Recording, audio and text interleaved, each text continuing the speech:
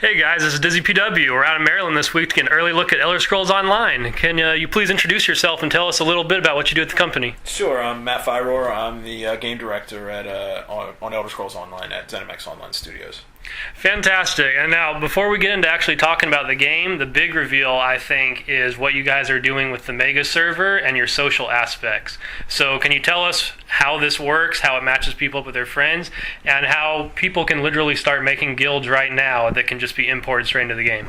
Yeah, absolutely. This is something that we've been talking about since we announced the game. We always said we were going to be the most socially connected MMO, but now we're talking about the details. And so the biggest part of that is what we're calling Mega Server, where every player is on one social network in the game, no more shards. So you just create a character, click play, the game figures out where to put you. If you have friends in-game already, it'll put you in game spaces with them, it'll put you in game spaces with guildmates. It's intelligent about where it puts you to make sure that you're always with people that you know.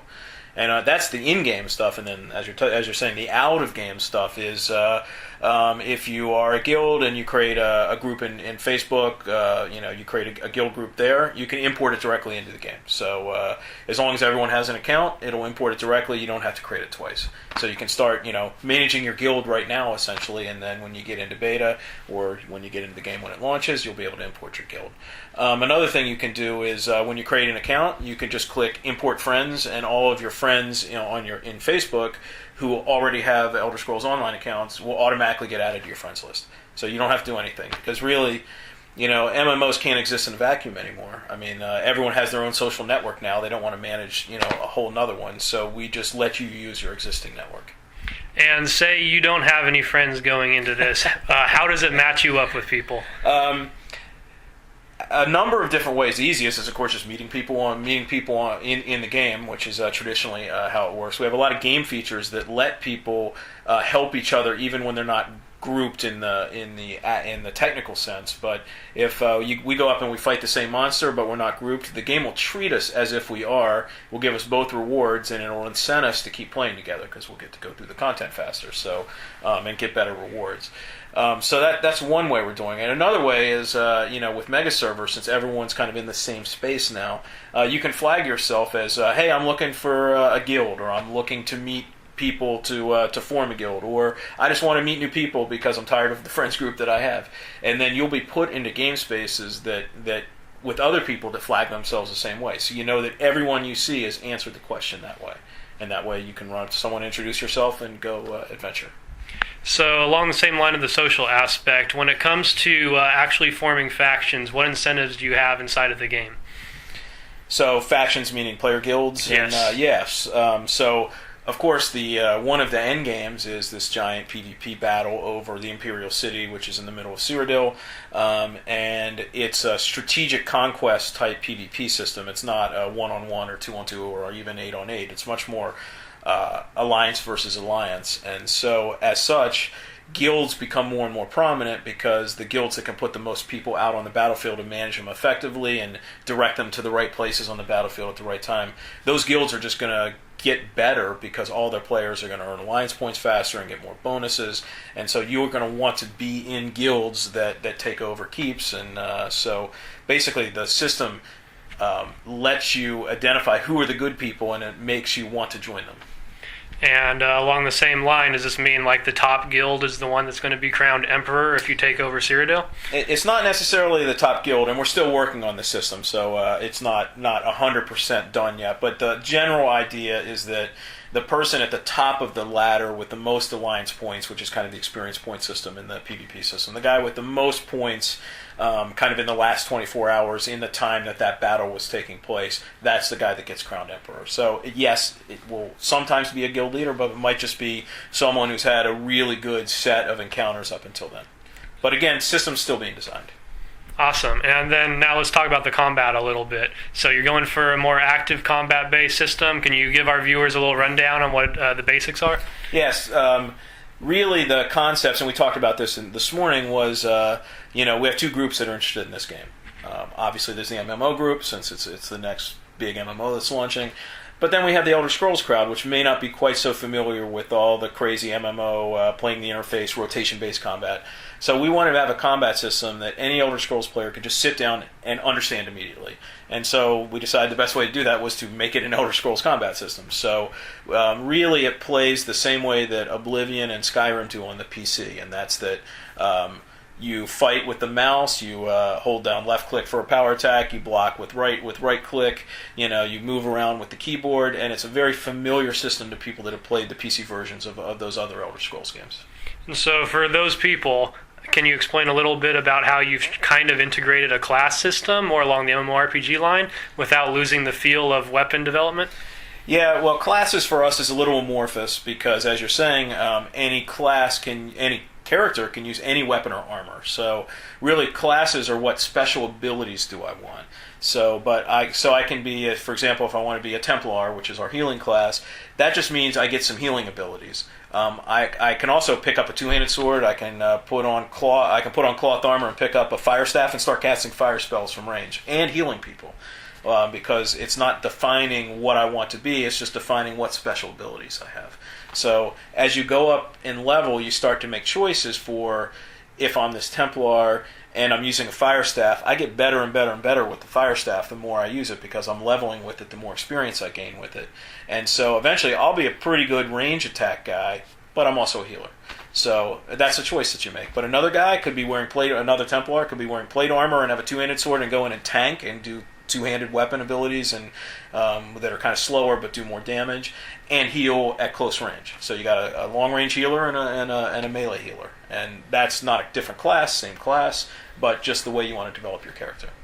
And then another thing I'm sure the Skyrim players are going to be really interested in is the crafting system. I know it's not complete, but what can you tell us about it so far? Yeah, we're not talking a whole lot about this right now because we like to wait until the systems are really done and you can play them, because really the best way for people to understand what the game is, as you found out this morning, is just sit down and play it. And the crafting system isn't quite there yet.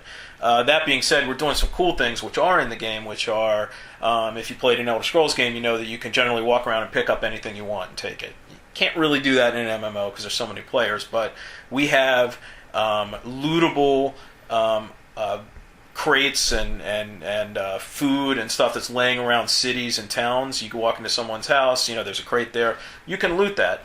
Generally speaking, you're going to find something like a food item or an apple or something like that, and those items are what's used in the crafting system.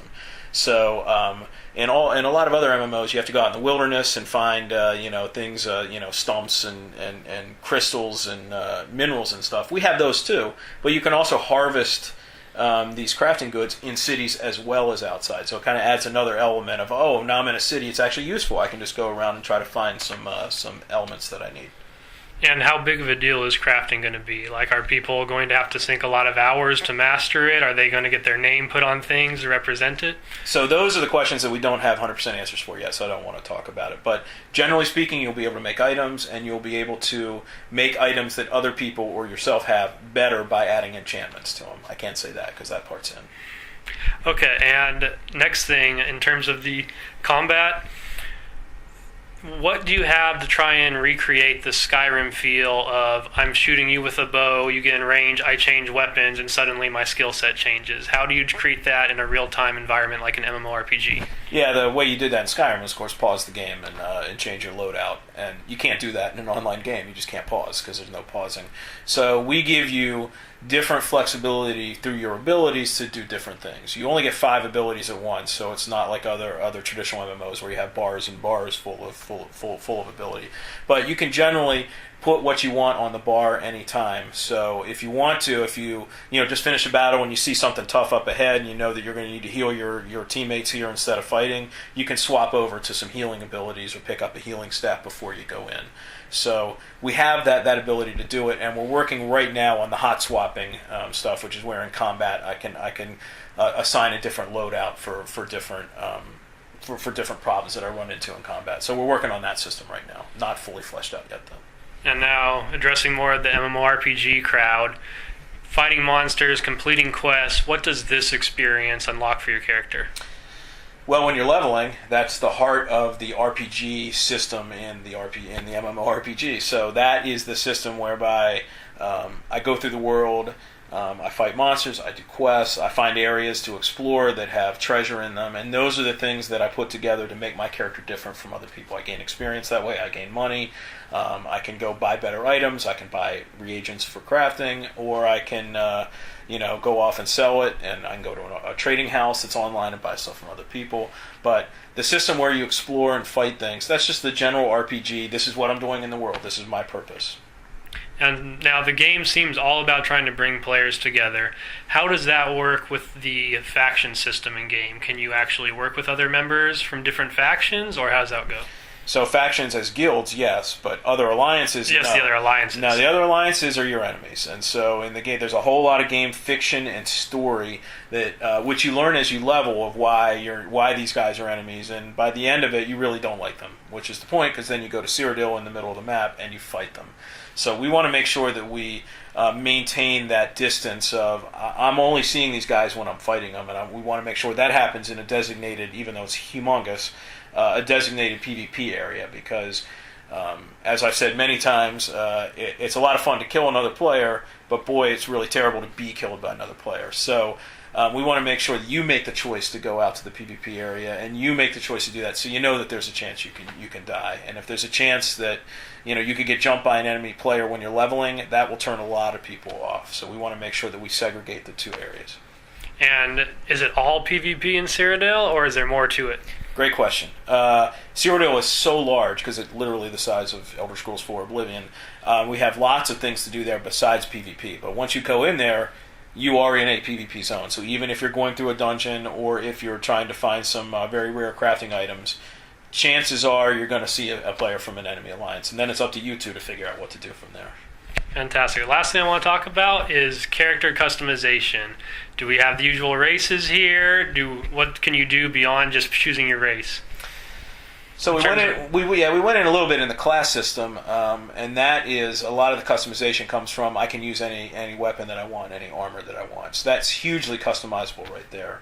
My ability bar also, as I go up in level, I'll get more than 5 abilities, but your bar really only holds 5 abilities. So eventually at high level you might have 15, 20, 30 abilities, but the ones that you have slotted and use are that you get better with them over time.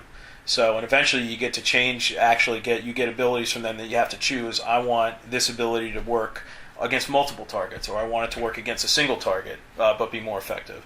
And so that's another choice that you make that another player might make a different choice than you. So eventually I'm going to have 5 abilities that I'm really good at and have leveled up.